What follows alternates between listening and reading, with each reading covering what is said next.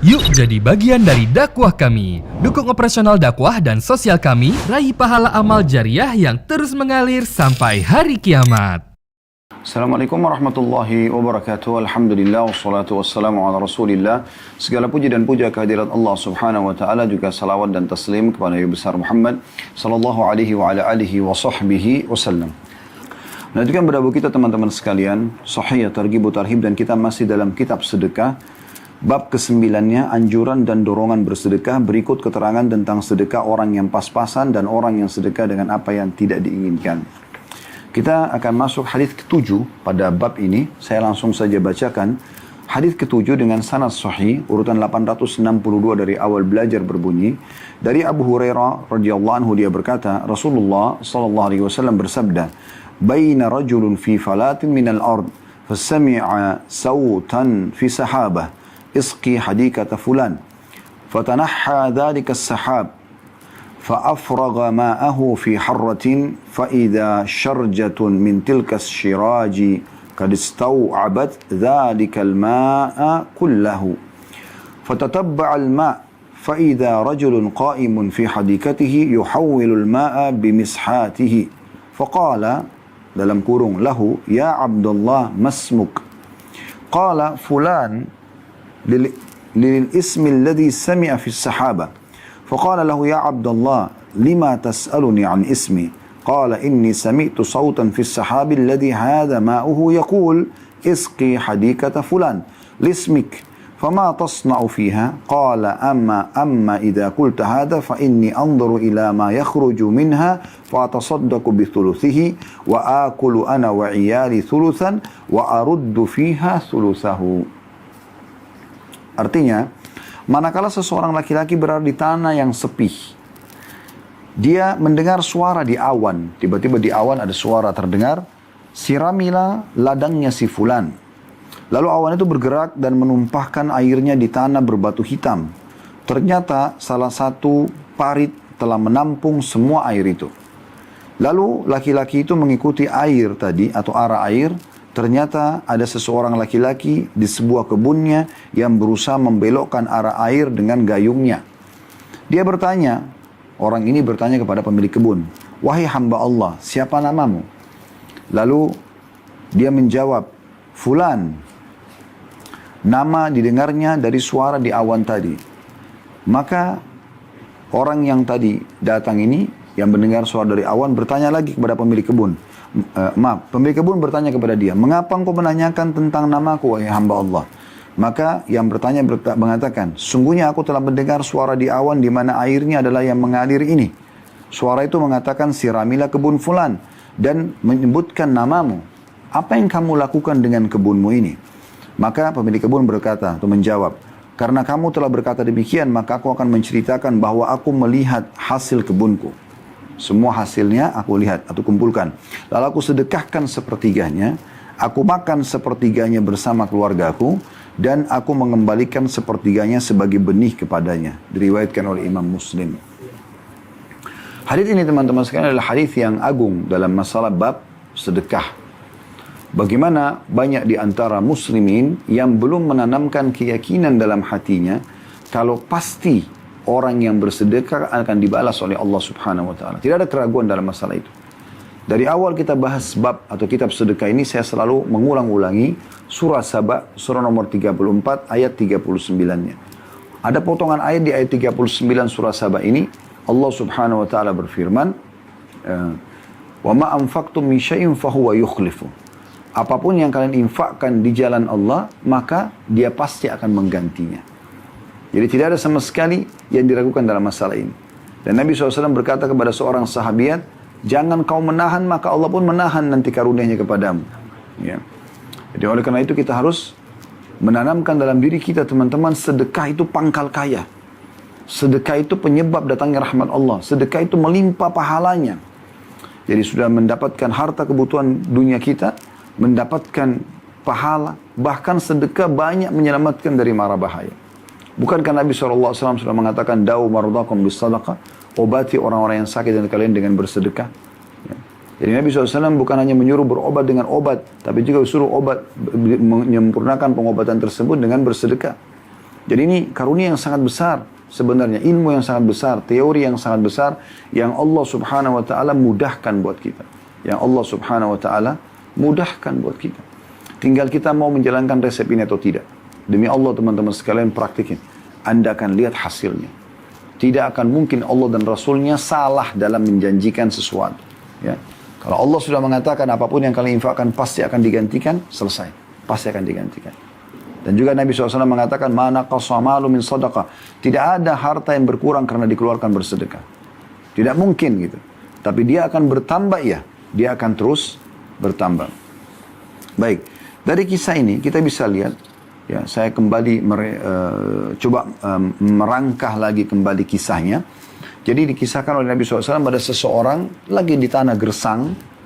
Dia tiba-tiba melihat ada awan lewat di atasnya. Gelap, mendung. Ya, tapi tidak banyak. Kemudian terdengar ada suara dari situ.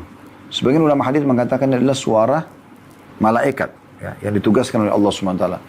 Di situ suara menyebutkan, ya, tuangkanlah air ini yang di awan ini ke kebunnya si fulan. Disebutlah nama seseorang. Dalam hadis ini pun tidak disebutkan siapa nama pemilik kebun tersebut. Karena tidak penting masalah nama dia. Tapi yang penting adalah target daripada penyampaian hadis ini. Yaitu bagaimana Anda mengerjakan apa yang dikerjakan pemilik kebun ini. Gitu. Maka orang ini pun kena penasaran, dia mengikuti awan itu. Awan itu tiba-tiba berhenti di satu tempat. Kemudian menurunkan hujan yang deras. Lalu air hujan itu semua yang dalam awan tertampung di satu parit. Yang kemudian mengalirlah air itu.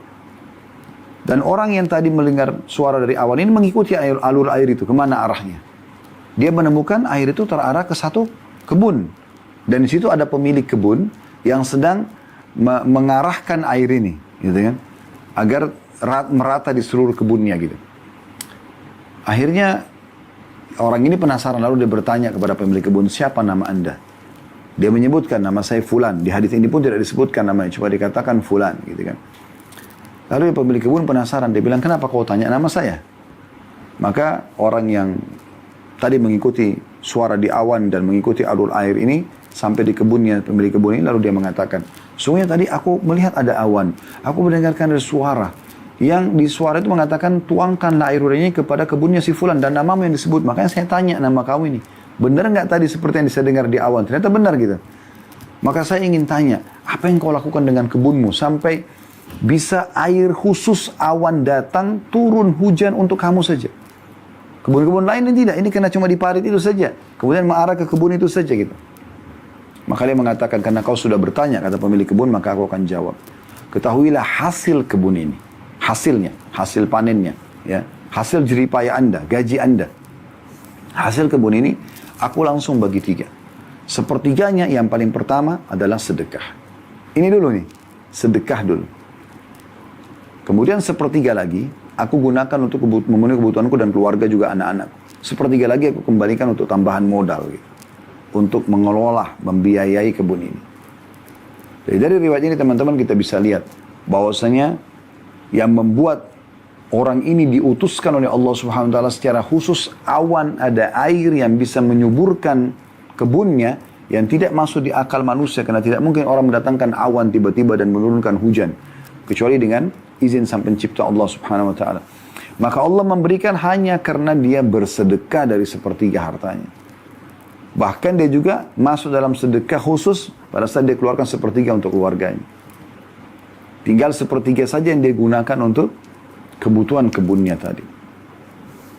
Inilah rangka daripada kisah ini, semoga bisa difahami.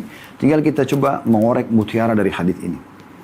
Yang pertama teman-teman sekalian, bagaimana Allah Subhanahu wa taala itu memiliki sifat yang maha melihat, maha mengetahui, maha adil, maha teliti. Ya. Dan ini wajib untuk difahami. Kadang-kadang banyak di antara muslimin yang masih ragu apakah Tuhannya melihatnya, apakah Tuhannya mengasihinya, apakah Tuhannya akan memberi, apakah Tuhannya ya akan menghukumnya kalau dia melakukan kemaksiatan. Ini masih terus saja berputar-putar karena kurang yakin dengan asma'us sifat, nama-nama dan sifat-sifat Allah yang mulia. Allah itu teman-teman sekalian alim, maha mengetahui. Allah mengatakan, Inna Allah ya'lamu kha'inatal a'yun wa ma tukhfi sudur. Allah mengetahui yang dikhianati oleh mata mata lihat ke arah sini tapi tujuannya ke sana misalnya. Dan apa yang disembunyikan dalam hati. Inna Allah alimun bidhatis sudur dalam ayat lain. Allah sangat mengetahui apa yang ada dalam hati. Ditahui semua. Allah tahu apa yang sedang terjadi pada kita. Kalau nikmat sedang ada, Allah tinggal suruh kita nikmati dan syukuri. Kalau cobaan datang, Allah ingin menguji iman kita dengan pengawasan Allah yang sangat teliti. Dalam surah An-Nisa Allah mengatakan Inna Allah kana alaikum raqiba. Allah sangat teliti dalam mengawasi kalian. Mengawasi kalian. Maka di sini kita bisa lihat bagaimana Allah Subhanahu wa taala itu betul-betul tahu, bukan tidak tahu. Kemudian juga ya, Allah Subhanahu wa taala itu basir, melihat. Allah itu sami', mendengar.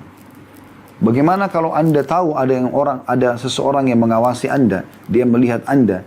Zaman sekarang dengan teknologi ada CCTV, Anda bisa khawatir kalau ketahuan sama dia, sehingga Anda berhati-hati dalam gerak-gerik Anda, dalam tutur kata Anda, karena takut nanti dia salah atau dihukum kalau salah kalau Anda di satu perusahaan misalnya.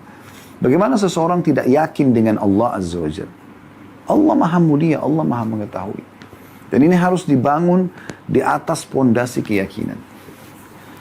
Ada seseorang bernama Hatim Al-Asam rahimahullah. Seorang hidup di masa klasik dulu. Orang yang sangat soleh, terkenal gitu. Dan salah satu dari ulama muslimin. Cuma hidupnya pas-pasan. Dia hidup dengan membiayai ya, atau dia biayai hidup dia dengan keluarganya dari apa yang dia dapat hasil hari itu. Satu waktu mendekat musim haji, dia pengen sekali haji. Kalau tuh dia pengen sekali haji ini, dia berpikir uangnya nggak ada, nggak cukup. Dan kalaupun dia mau kumpulkan, dia bekerja keras hari ini untuk mengumpulkan kebutuhan keluarganya, maksimal dia bisa beri untuk 3 hari. Setelah 3 hari dia harus bekerja lagi gitu untuk memberikan makan lagi, karena pekerjaan pada masa itu adalah harian.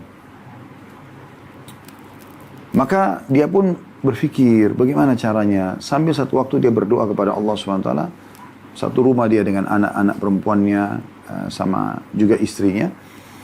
Setelah sholat malam dia berdoa sama Allah SWT sambil menangis. Ya Allah, mudahkanlah hatiku ini bergejolak ini bergelora, ingin sekali haji. Tapi engkau tahu tidak ada kemampuanku gitu. Pada saat dia lagi menangis berdoa, anak perempuannya satu orang datang lalu mengatakan, wahai ayah, kenapa anda menangis? Kata dia, wahai anakku, aku ingin sekali haji. Kata anaknya, pergilah ayahku. Kata dia, bagaimana dengan nafkah kalian? Yang maksudnya saya yang kerja sekarang cuma saya. Yang lain tidak ada yang bekerja, cuma saya sendiri. Dan kalau saya pergi haji, ini zaman dulu orang kalau pergi haji makan waktu berbulan-bulan. Ya. Maka saya akan tinggalkan ini. Dari mana sumber makan kalian? Maka kata anaknya, tidak usah khawatir wahai ayah. Pergilah saja. Maka dia pun diskusi sama istrinya, sama anak-anak lain, mereka akhirnya sepakat, ya sudah tidak masalah, pergilah. Padahal dalam kondisi jelas-jelas tidak ada sumber ya, tidak ada sumber makanan mereka, harian saja. Maka pergilah Hatim ini, rahimahullah, dia sempat bekerja sebelum dia berangkat, dan maksimal dia bisa kumpulkan untuk kebutuhan 3 hari keluarganya. Jalanlah dia pergi. Tengah jalan dia berdoa kepada Allah, ya Allah, sungguhnya aku pun jalan ini pergi haji, sebenarnya aku belum mampu untuk membayar seluruh perjalanan. Uang yang aku siapkan ini hanya untuk bekalku berapa saat saja. Ya.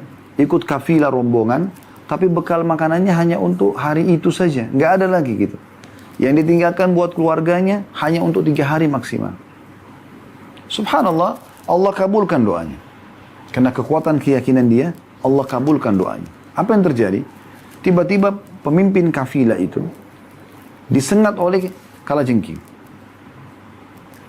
Waktu disengat oleh kalajengking dan dia keracunan, maka ditanyalah di kafilah tersebut, siapa kira-kira yang bisa meruqyah. Maka mereka tahu ada Hatim, ini orang saleh, umumnya pasti bisa gitu.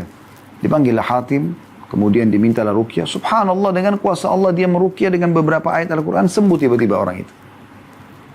Maka pemimpin kafilah ini mengatakan, sebagai bentuk balasan untuk Hatim dan juga syukur kepada Allah, semua biaya Hatim pergi dan pulang saya yang tanggung. Maka Hatim gembira sambil tersenyum dan berdoa kepada Allah, mengatakan, ya Allah, sesungguhnya inilah cara kamu untuk membiayai hajiku gratis. Tapi tersisa ya Allah, urusan keluargaku, aku cuma tinggalkan buat mereka 3 hari. Berjalanlah Hatim tersebut, tidak disebutkan lagi dalam kisah ini, tinggal masuk kepada keluarganya. Setelah 3 hari mereka kehabisan makanan dan tidak ada yang bisa bekerja. Maka tiba-tiba sang ibu duduk sama anak-anaknya sambil mengatakan, ini apa solusinya? Kita kelaparan hari ini. Gak ada makanan nih, hari keempat sekarang. Ayah kalian pergi haji. Maka anak perempuan tadi yang menyampaikan pada ayahnya pergi saja, ya, itu tiba-tiba saja dia mengatakan atau tersenyum, tertawa ya. Lalu kata ibunya, kenapa kau tertawa? Kita lagi dalam kondisi kelaparan. Dia mengatakan, wahai ibu, wahai saudara-saudaraku yang ada di situ. Saya mau tanya, ayahku ini, ya kan dia sedang bicarakan tentang dirinya. Ini pemberi rezeki atau yang memakan rezeki? Maka kata ibunya dan saudara-saudaranya, tentu saja yang memakan rezeki. Maka kata anaknya, bagaimana bisa kita merasa sedih dan ketakutan, pemakan rezeki pergi, tapi pemberi rezeki, Razak tetap ada. Allah yang maha pemberi rezeki tetap ada. Kenapa kita nggak kembali kepada Allah? Maka mereka pun mengatakan, baiklah kalau begitu. Coba nanti kita akan berdoa kepada Allah SWT. Belum selesai, belum mereka berdoa, tiba-tiba ada yang ketuk pintu. Lalu perempuan yang sedang ngomong, anak perempuan lalu mengatakan, siapa? Kata orang depan pintu, di depan rumah kalian ada khalifah, ada raja mereka pada saat itu. Hikmah Allah terjadi begitu. Ya. Ada raja yang sedang membutuhkan air, kehabisan air. Dan minta air dari rumah kalian. Dibuka pintu, ternyata betul. Maka mereka pun menyiapkan, mengambil bekal air yang ada di rumah mereka. Dan zaman dulu orang tidak ada air di rumah, nggak. Kita sekarang ada PDAM, ya, ada air mineral kita bisa beli, dispenser, ada panas dingin. Ini nggak ada. Orang itu cuma ambil satu gentong air atau satu ember, mereka pakai rame-rame di rumah. Kalau habis mereka harus cari sumber mata air atau sumur untuk mengambilnya. Jadi memang air sulit juga pada saat itu. Mereka berilah air khalifah dan mereka kasih sedikit hal yang manis. Ya. Kalau saya tidak salah madu. Diberikan kepada khalifah. Khalifah ini pada saat mengkonsumsi air tersebut kok merasa nyaman dan hausnya akhirnya hilang. Gitu kan. Maka khalifah mengatakan, dari mana air ini? Mereka mengatakan dari rumah yang miskin itu. Kelihatan rumahnya biasa sekali, susah, orang susah. Kata khalifah, karena dahaga saya telah Allah hilangkan dengan bantuan keluarga ini air ini, maka dia cabut sabuk pinggangnya yang banyak permata-permatanya, nilainya sangat mahal. Dia bilang, saya akan berikan kepada keluarga ini sebagai bentuk balasan. Ya. Kemudian tidak cukup situ. Khalifah mengatakan kepada semua dayang-dayangnya, menteri-menteri yang ada, siapa yang menghormati aku, juga menyumbang yang terbaik yang dia punya untuk keluarga ini. Maka semua rame-rame ngumpulin karena melihat khalifah. Lalu diberikanlah kepada keluarga ini. Gembiralah sang ibu, gembiralah sang anak-anak, kecuali anak perempuan tadi ini, yang punya iman yang luar biasa gitu. Maka mereka semua bergembira, alhamdulillah, karena yang terkumpul itu kalau dinilai cukup untuk menghidupi mereka seumur hidup. Si ibu sama anak-anaknya semua. Artinya bisa puluhan tahun ke depan, karena banyaknya nilainya uang itu. Maka mereka pada saat gembira, anak perempuan tadi yang punya iman tiba-tiba menangis. Ibunya mengatakan, wahai anakku, sungguh unik keadaanmu. Tadi di saat kita lagi sedih kelaparan, kamu tertawa. Sekarang Allah sudah berikan atau kita sudah diberikan kecukupan, semua harta ini cukup untuk kita seumur hidup, kok malah menangis? Maka dia mengatakan, wahai ibu, bagaimana saya tidak menangis? Khalifah ini sosok manusia biasa, hanya melihat sedikit saja dengan kasih sayangnya kepada kita karena kita keluarga miskin, dan karena merasa air yang kita kasih itu bermakna bagi dia, maka memberikan kita sesuatu yang bisa mencukupi hidup kita semuanya. Maka bagaimana dengan Allah yang tentu akan jauh lebih luas rahmatnya? Ini pondasi keyakinan teman-teman sekalian. Jangan pernah ragu untuk bersedekah, jangan pernah ragu dalam menjalankan perintah Allah SWT, dan harus yakin dengan semua apa yang Allah janjikan. Dan ini pelajaran pertama dari hadis, yaitu memahami dan juga meyakini nama-nama dan sifat Allah Subhanahu wa taala. Nah, memang pondasi dalam agama kita adalah keyakinan. Kemudian pelajaran yang kedua, bagaimana kedudukan sedekah, mulianya sedekah itu.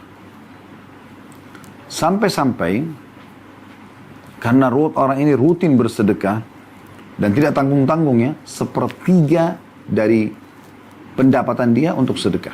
Sepertiga. Begitu terima, kalau kita sekarang terima gaji, kalau ini kan punya kebun, hasil panen, hasil bisnis, langsung sepertiganya. Jadi kalau ada 10 juta, 3.300.000 sekian. Atau 900.000 supaya mudah dihitung, 300.000 langsung dikeluarkan sedekah. 9 juta langsung dikeluarkan 3 jutanya. 90 juta langsung 30 jutanya. 900 juta langsung 300 jutanya. Kemana? Sedekah di jalan Allah. Sebagai tanda syukur kepada Allah, pemberi rezeki. Kapan Anda fahami seperti ini teman-teman sekalian? Kalau apapun yang Allah berikan kepada kita, lalu kita juga mengeluarkan di jalan Allah, karena Allah subhanahu wa ta'ala perintahkan dan juga memberikan bantuan kepada orang lain, karena sedekah untuk memberikan bantuan kepada orang lain, maka pastikan Allah akan menilai kita bersyukur dan akan memberikan kita lebih lagi. Nah ini poin yang penting sekali. Tentu tidak harus Anda patok sepertiganya, tapi dalam hadis ini disebutkan sepertiga. Dan terjadilah keajaiban yang luar biasa. Ya. Ada orang yang bersedekah dengan seluruh hartanya, lebih daripada ini. Di kalangan sahabat Ridwanullah alim ada yang seperti ini. Ya. Ada sahabat yang merasa gelisah kalau tidak bersedekah pada saat dipanggil oleh Nabi SAW untuk bersedekah. Sampai di perang, sebelum terjadi perang Tabuk, ada sahabat yang cuma mampu membawa 1 piring kecil, cuma ada 2-3 butir kurma, tetap dia bersedekah. Nanti kita lihat di hadis-hadis setelahnya, memang Nabi SAW menyuruh kita bersedekah, apapun yang kita miliki, walaupun hanya sebutir kurma, potong 2, sebelahnya makan, sebelahnya kasih. Jalan Allah. Saking pentingnya sedekah dalam kehidupan seorang muslim. Dan ini harus dipahami baik-baik. Maka jangan lewatkan harimu, hai muslim, hai muslimah, tanpa sedekah. Kejar hadis Nabi SAW setiap pagi, kata Nabi SAW dalam hadis Bukhari. Allah turunkan 2 malaikat, yang satu mendoakan mengatakan lapangkan rezeki orang yang bersedekah. Yang satu mengatakan lagi binasakan orang yang bakhil. Jadi ini luar biasa. Resepnya sudah jelas. Mau diamalin atau tidak? Pengalaman luar biasa, saya banyak mendapatkan cerita dari jemaah-jemaah secara langsung mereka sampaikan ke kuping saya. Termasuk pada saat haji kemarin. Ya. Mereka membahasakan bagaimana rahasianya sedekah itu luar biasa. Ada orang yang datang ke restoran kami menceritakan sendiri, salah satu miliarder Indonesia sekarang, Masya Allah, datang berkunjung. Menceritakan, dia bilang, saya datang dari kampung saya tidak punya apa-apa Ustaz. Saya dengar ceramah Ustaz tentang sedekah, saya coba praktikin dan jor-joran, bukan main-main sedekahnya. Betul-betul dia bersedekah dengan nilai yang tidak masuk di akal orang. Bahkan dia pernah titipkan sedekahnya kepada kami gitu. Memang saya lihat sedekah yang mungkin belum pernah selama hidup saya ada orang yang bersedekah sebanyak ini gitu. Dan luar biasa gitu. Dia betul-betul meyakini dalam hatinya ini akan datangkan rezeki yang melimpah. Dan betul. Dan subhanallah salah satu bukti keberkahan harta yang dia sedekahkan. Waktu dititipkan kepada kami mengeluarkan di banyak kegiatan sosial. Dan itu uang tidak habis-habis subhanallah. Kegiatan ini, kegiatan itu banyak. Tapi masih ada saja. Saya sampai berpikir sendiri. Subhanallah yang telah memberikan keberkahan di harta orang ini. Sudah Allah limpahkan usahanya berkembang pesat. Hartanya banyak gitu kan. Plus lagi subhanallah ya. Uang yang dia titipkan sebagai sedekah. Itu teralokasikan seperti Allah pandu. Ke titik-titik yang memang pahalanya paling besar. Maksudnya pahala, sangat besar gitu. Peluang pahalanya.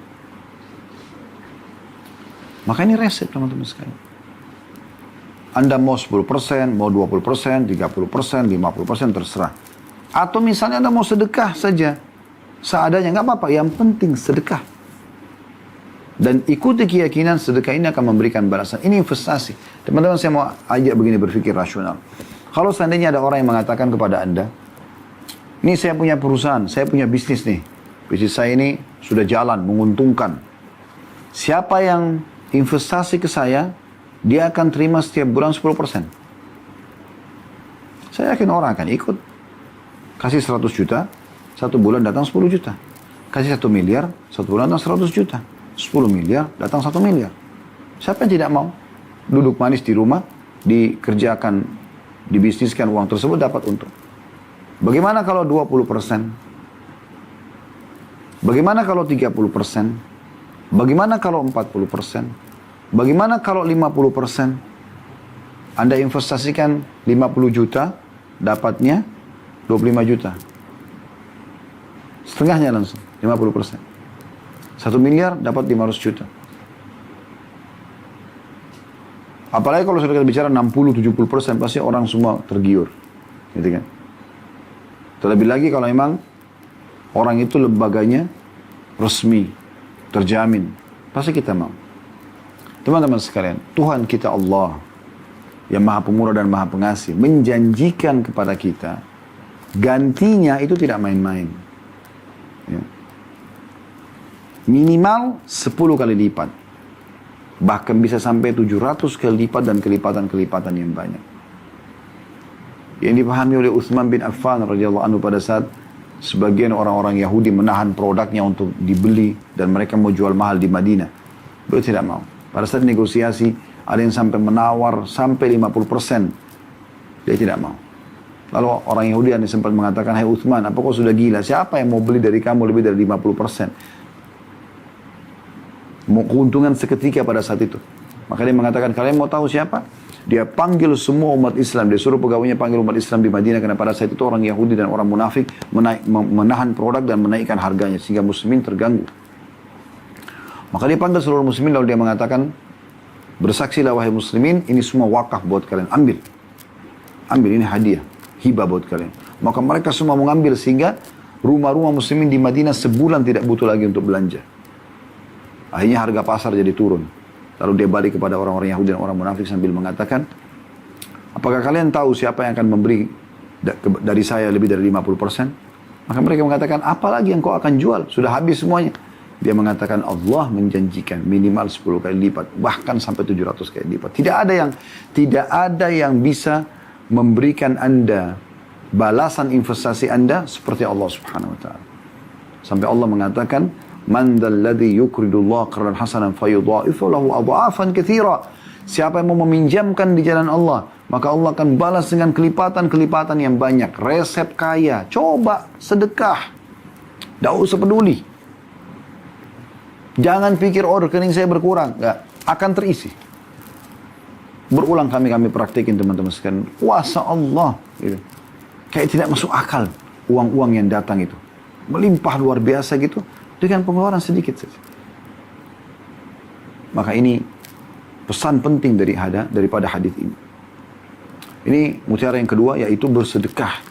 Tentukan sedekah itu dari hasil kita secara persentase boleh atau minimal sekali Anda yang penting jangan lewatkan hari tanpa sedekah. Dan coba bersedekah dengan sesuatu yang besar di jalan Allah dengan penuh keyakinan Allah akan balas. Investasi. Saya selalu ingatkan juga, jangan lupa baca firman Allah SWT Al-Baqarah surah nomor 2 ayat 261 sampai 274. Sudah pernah kita bacakan ini. Ada salah satu ayatnya saya ingin mengulangi ya, supaya sejalan dengan apa yang tadi kita sudah sampaikan. Dalam surah Al-Baqarah ayat 261 saya bacakan, A'udzubillahi minasyaitonirrajim, Al-Baqarah 261.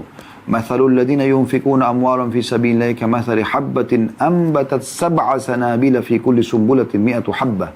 Wallahu yudha'ifu liman yasha' wallahu wasi'un 'alim. Perumpamaan nafkah yang dikeluarkan atau sedekah yang dikeluarkan oleh orang-orang yang menafkahkan harta di jalan Allah adalah serupa dengan sebutir benih. Dia sedekah ini seperti satu ya, jenis investasi yang menumbuhkan 7 bulir.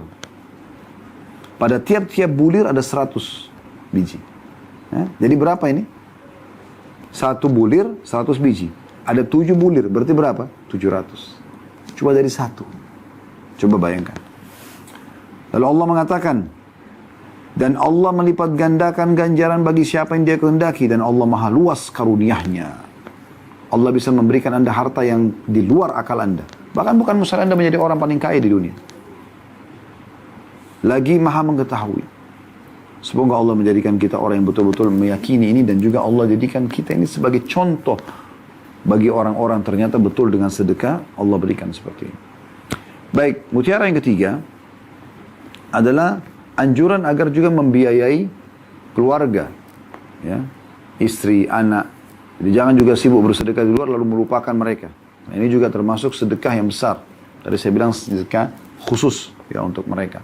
Kebutuhan dasar. Yang paling baik adalah Anda menentukan bulanan. Nah, ini sudah umum banyak orang laksanakan, tapi kita berikan masukan ya. Jadi misalnya Anda tentukan duduk sama istri, butuhnya apa? Minyak goreng, sabun, A, B, C, D, sebenarnya. Kebutuhan berapa? Sekian juta. Oke, siapkan. Anda sebagai suami, jadi Anda tahu, oh ternyata yang saya harus dapat atau miliki pendapatan bulanan ini segini. Karena memang kebutuhan keluarga saya segini. Anda cari minimal seperti itu dan usahakan lebih. Lebihnya nanti untuk kebutuhan pribadi Anda, kebutuhan sedekah, bantu kerabat, dan seterusnya. Ini poin penting. Kemudian mutiara yang keempat dari hadis adalah, dan juga ada anjuran dalam hadis ini untuk ya, mengembalikan juga dari hasil usaha ini ke investasi yang sudah kita investasikan. Ke usaha yang sudah kita investasikan. Sepertiganya kita bisa kembalikan sebagai tambahan modal. Berarti juga ada anjuran nih agar mengembangkan usaha. Gitu kan? Jadi bukan cuma stuck di situ saja. Ya.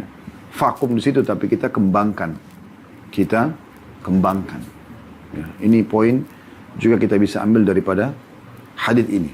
Baik teman-teman sekalian, kita lanjutkan lagi di hadis selanjutnya. Hadis ke-8 dalam bab ini dan urutan 863 dari awal belajar. Dengan sanad sahih dari Adi bin Hatim radhiyallahu anhu, dia berkata, aku mendengarkan Rasulullah sallallahu alaihi wasallam bersabda, "Ma minkum min ahadin illa sayukallimuhu Allah. Laisa bainahu wa bainahu turjuman. Fayanzuru aina ma minhu fala yara illa ma qaddam. Fayanzuru ash'ama minhu fala yara illa ma qaddam. Fayanzuru baina yaday fala yara illa an-nara tilqa'a wajhi. Fattaqun nara walau bisyikki tamrah." Tidak ada seorang pun dari kalian, kata Nabi SAW, kecuali Allah akan berbicara kepadanya tanpa ada penterjemah. Lalu dia melihat ke sebelah kanan, maka dia tidak melihat kecuali amal perbuatannya. Dan dia melihat ke sebelah kiri, maka dia juga tidak melihat, maka dia pun tidak melihat kecuali amal perbuatannya. Dia melihat ke depannya, maka dia tidak melihat kecuali neraka di depan wajahnya. Maka berlindunglah kalian dari api neraka walaupun hanya bersedekah dengan separuh kurma. Dalam riwayat lain, "Man istata'a minkum an yastatira minan nari walau bisyikki tamra falyaf'al." Barang siapa di antara kalian yang bisa berlindung dari api neraka walaupun hanya dengan bersedekah separuh kurma, maka hendaklah dia melakukannya. Saya langsung bacakan beberapa riwayat ya karena mirip. Hadis ini riwayat Bukhari Muslim. Di urutan nomor 9 dari awal belajar dengan sanad sahih di ghairihi, menjadi sahih karena dikuatkan dengan riwayat-riwayat lain. Dan urutan 864 dari awal belajar berbunyi, dari Abdullah bin Mas'ud radhiyallahu anhu, dia berkata, Rasulullah SAW bersabda, "Liyattaqi ahadukum wajhahu an-nara walau bisyiqqi tamra." Walau bisyiqqi tamra. Hendaklah salah seorang dari kalian melindungi wajahnya dari api neraka walaupun hanya dengan bersedekah separuh kurma. Hadis ini diriwayatkan Ahmad dengan sanad sahih. Hadis nomor 10 mirip juga dengan ini.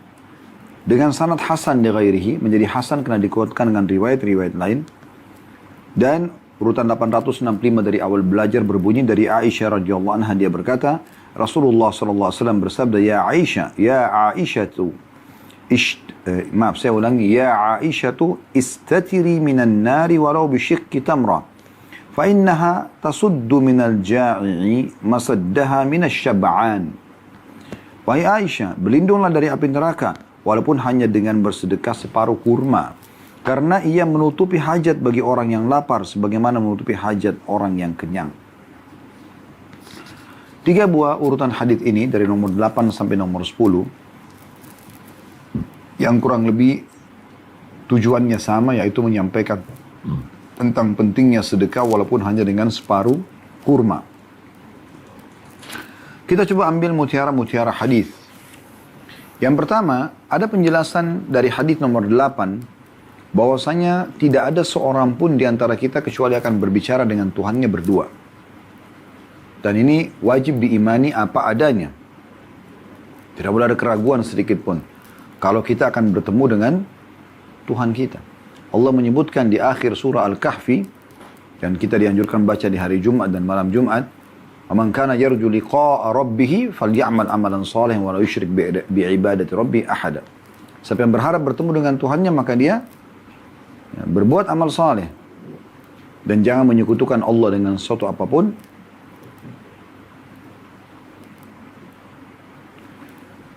Dari ayat ini kita bisa lihat bagaimana kita akan bertemu, dan cukup banyak tentu dalil-dalil tentang masalah ini.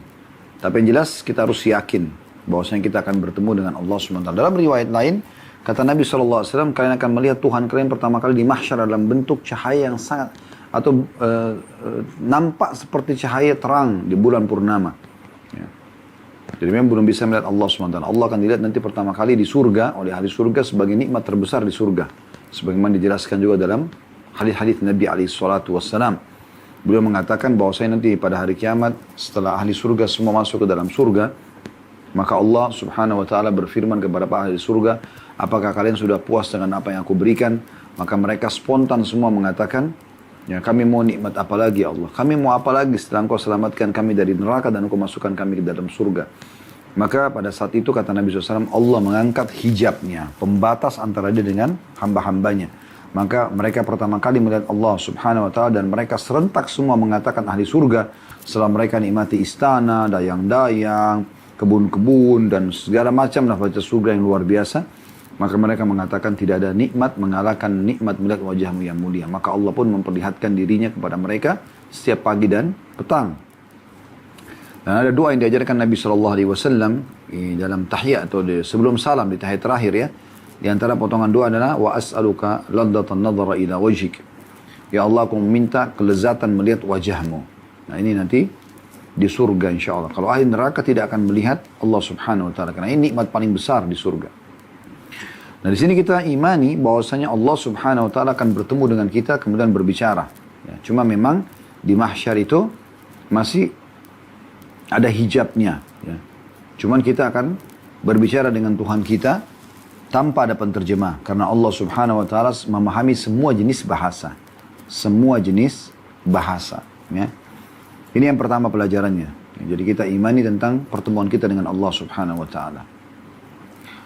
Kemudian pelajaran yang kedua, bahwasanya nanti orang pada saat sedang dihadapkan kepada Tuhannya Allah Subhanahu wa taala akan dihadirkan semua amalnya. Di sisi kanan semua amal baiknya, di sisi kiri semua amal buruknya. Dan pada saat dia sedang berbicara dengan Tuhannya, Allah Subhanahu wa taala akan menanyakan, kenapa kau lakukan ini, kenapa kau tidak lakukan itu, kenapa ada amal soleh yang kau tidak lakukan, kenapa kau tinggalkan, kenapa ini amal buruk kau lakukan, gitu kan. Allah akan tanya semua itu. Maka dilihat ke sebelah kanannya, semua amalnya ada, amal soleh yang pernah dia kerjakan. Sebelah kirinya semua amal buruknya. Dan tidak ada lagi yang lain. Dia, Tuhannya sama amal baik, amal buruk, lalu depannya ada surga juga, ada neraka. Ada neraka. Yang bisa ditatap dengan matanya, ada neraka. Jadi pilihannya sekarang adalah dia bisa selamat dengan amal-amal soleh yang lebih berat daripada amal buruknya, atau sebaliknya. Dia akan masuk ke neraka karena amal buruknya lebih berat daripada amal solehnya. Nah ini yang terjadi. Nah pada saat itu, pada saat orang lagi dalam kondisi seperti ini, ada hal yang dia butuhkan. Itulah pesan mutiara yang ketiga dari hadis ini. Jadi mutiara yang kedua adalah seseorang nanti akan diperlihatkan semua amalnya. Sebagaimana Allah sebutkan dalam firman-Nya, "Wa may ya'mal mithqala dzarratin khairan yara." Siapa yang berbuat seperti biji sawi dari kebaikan, dia pasti akan lihat atau diperlihatkan untuknya. "Wa may ya'mal mithqala dzarratin syarran yara." Siapa yang berbuat seperti biji sawi dari keburukan, pasti juga dia akan diperlihatkan. Baik teman-teman sekalian, mutiara yang ketiga dari hadis adalah bagaimana ada motivasi dari Nabi SAW agar kita melakukan semua jenis amal soleh. Cuma di sini yang beliau singgung adalah hal yang paling mudah untuk dikerjakan. Apa itu? Bersedekah. Dan Nabi SAW menyebutkan sedekah yang paling mudah juga, yaitu dengan separuh kurma. Kenapa Nabi SAW berikan perumpamaan kurma? Karena kurma teman-teman, tidak ada orang yang jual kurma satu butir. Orang jual kurma itu setengah kilo, seperempat kilo, banyak gitu. Bahkan kadang-kadang kalau kita datang ke toko-toko kurma, kalau Anda tidak asing pergi di Madinah, di Mekah, kita disuruh halal, disuruh makan, coba, nggak apa-apa. Karena kurma melimpah. Buah yang tidak pernah terputus panjang tahun, buah kurma. Selalu panen, ada. Dan kalau panen pun, misalnya, maka buah itu kurma, apalagi kurma-kurma yang kering bisa bertahan. Kurma kering itu bisa bertahan tahunan. Gitu ya. Pohonnya pun bisa bertahan lama. Umurnya tua, seperti kelapa kalau kita. Maka buah yang murah, buah yang bisa ya didapatkan oleh siapapun, dan juga disuruh bersedekah agar memberatkan timbangan amal hari kiamat selamat dari neraka, walaupun hanya dengan, kalau kita cuma punya, tidak ada duit nih beli kurma, kebetulan dapat orang kasih kita 1 butir kurma. Maka 1 butir kurma inilah yang dibagi 2 dan disedekahkan. Kalau cuma itu saja cara bisa untuk menambah amal soleh supaya nanti lebih berat daripada timbangan buruk, amal buruk kita, sehingga selamat dari neraka, masuk ke surga, maka lakukan, kata Nabi SAW. Kita bisa tarik contoh ini ke, Anda makan sepotong roti, roti misalnya, Anda bagi 2, Anda berikan kepada orang susah. Wais Al-Qarni rahimahullah miskin, tapi beliau sering pungut-pungut sisa makanan orang. Beliau pungutin, lalu beliau rapikan kembali, beliau panasin kembali, kemudian beliau bagi lagi, beliau kasih kepada orang miskin yang lain selain dia. Padahal itu hanya makanan yang dia dapati saja. Bagaimana dengan Anda yang memang dasarnya melimpah makanan di depan mata Anda? Daripada Anda buang di sampah, daripada Anda biarkan basi, daripada Anda biarkan expire di kulkas, kenapa nggak dikasih saja kepada orang? Besok urusan besok gitu. Kecuali memang makanan yang kita beli kalengan atau memang kita buat untuk bulanan, itu ditaruh di freezer, beda. Tapi kalau yang sudah Anda masak, ya, berikan saja, kenapa? Disimpan untuk besok pun mungkin belum tentu enak. Apalagi di saat Anda lagi melimpah nikmat Allah SWT pada Anda, kasih, keluarkan. Maka ini poin perlu digarisbawahi baik-baik. Gitu. Ya. Jangan selalu perhitungan di jalan Allah Subhanahu wa Ta'ala. Keluarkan. Anda punya sepiring makanan nasi, bagi 2. Anda punya sepotong daging, bagi 2. Kalau cuma itu Anda milikin. Kalau Anda bisa, karena sering saya kasih contoh kan, kalau Anda masuk di rumah makan Padang misalnya, Anda makan nih, 1 porsi, 25.000, 30.000 rupiah. Udah ada lauk, udah ada sayurnya, udah ada nasinya. Ya. Mungkin sudah dengan minum malah, air mineral misalnya. Kalau Anda punya kelebihan rezeki, beli yang sama, porsi yang sama. Bawa, kasih kepada orang-orang miskin di pinggir jalan sana. Banyak. 1 bungkus, 2 bungkus, 3 bungkus, 5 bungkus, berikan kepada mereka. Ya. Anda punya melimpah beras di rumah. Anda beli jenis beras yang sama, Anda sedekahkan kepada orang miskin. Kasih ke rumah anak-anak yatim. Jadikan itu kantong amal kita. Ingat hadis-hadis yang sebelum ini kita pelajari ya. Yang Nabi SAW tanya kepada para sahabat, siapa di antara kalian yang lebih suka hartanya dia kelola, ya, daripada dikelola oleh ahli warisnya? Kata para sahabat, ya Rasulullah, tentu tidak ada seorang pun di antara kami kecuali dia ingin dia yang kelola hartanya. Supaya dia yang keluarkan gini-gini. Bukan dia kumpulin lalu dia meninggal, anak-anaknya sibuk habisin semaunya. Enggak. Itu lebih suka dia yang kelola. Dia mau beli makanan apa yang dia suka, pakaian yang dia suka, dia mau beramal, bersedekah di mana yang terserah dia, mau bantu siapa gitu kan. Maka kata Nabi SAW, ketahuilah yang kalian sedekahkan itu harta yang kalian kelola sendiri. Dan yang kalian kumpul, tabung, itu yang dikelola oleh ahli waris. Karena jadi milik mereka. Sekarang kan kita sibuk nabung nih, nabung terus. Ya kalau kita meninggal yang kelola ahli waris kita. Tapi kalau kita sedekah, maka kita sedang menginvestasikan dana ini untuk diri kita gitu. Tapi kan Ustaz, saya juga butuh untuk meninggalkan buat ahli waris saya. Semua ahli waris Anda sudah punya rezeki Allah tentukan. Wa ma min dabbatin illa 'alallahi rizquha wa ya'lamu mustaqarraha mustawda'aha kullun fi kitabim mubin, kata Allah SWT. Tidak ada hewan melata di muka bumi kecuali Allah sudah di sisi Allah rezekinya. Allah mengetahui tempat tinggal mereka, tempat bersembunyi mereka. Semua sudah tercatat di kitab yang mulia, maksudnya di Lauhil Mahfuz. Kalau Anda punya anak, Allah sudah tentukan rezeki anak itu. Allah akan titipkan melalui tangan Anda. Tidak ada masalah. Jadi kan? Pasti akan hidup tanpa Anda pun.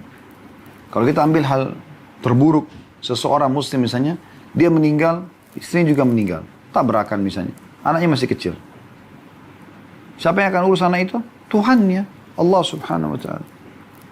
Tuhannya akan memberikan kepada dia rezeki. Kenapa takut? Ini poin penting. Sedekah teman-teman sekalian. Kelola harta Anda, bawa ke akhirat sana. Ingat Abdullah bin Mas'ud mengingatkan kepada kita.